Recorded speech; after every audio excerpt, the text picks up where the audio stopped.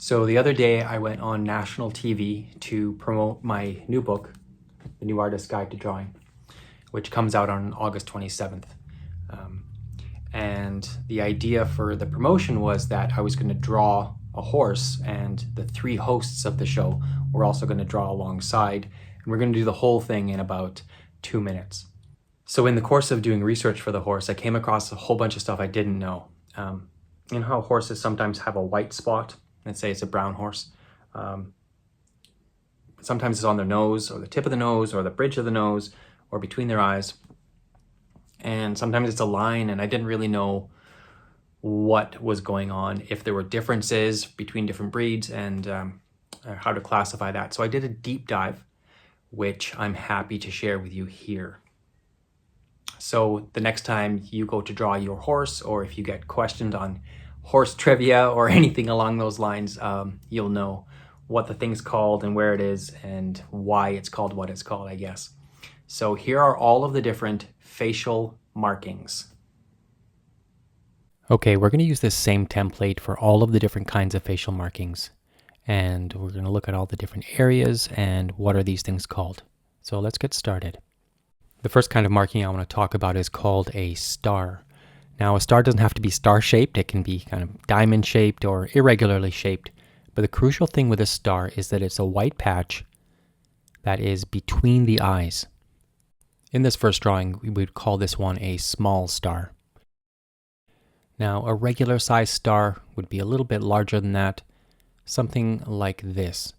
So you can still see it's right between the eyes, and it's kind of irregularly shaped. One more example, this is a large star, but again, it's between the eyes, that's the important thing. This one happens to be diamond shaped, but it can be irregular.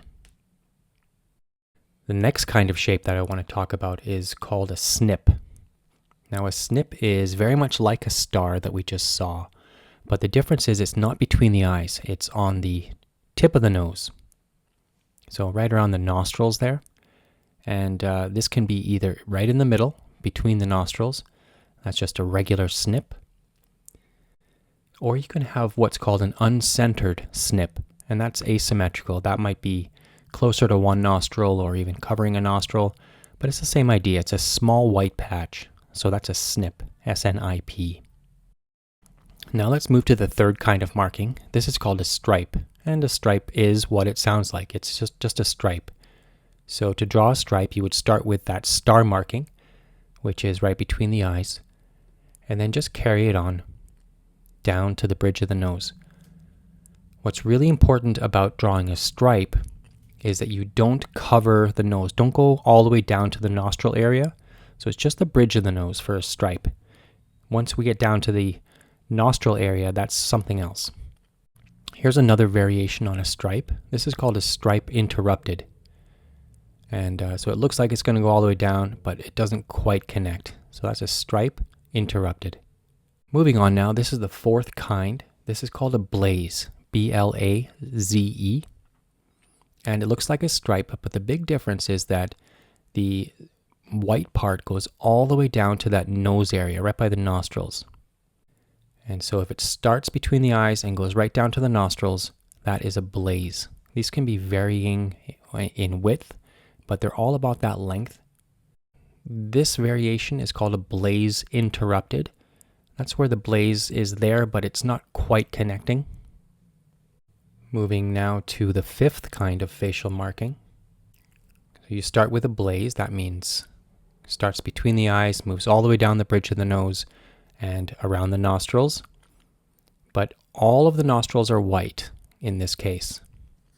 This is called a bonnet. Moving to the next kind, this is the sixth. These are called bald face, and there are three variations on the bald face.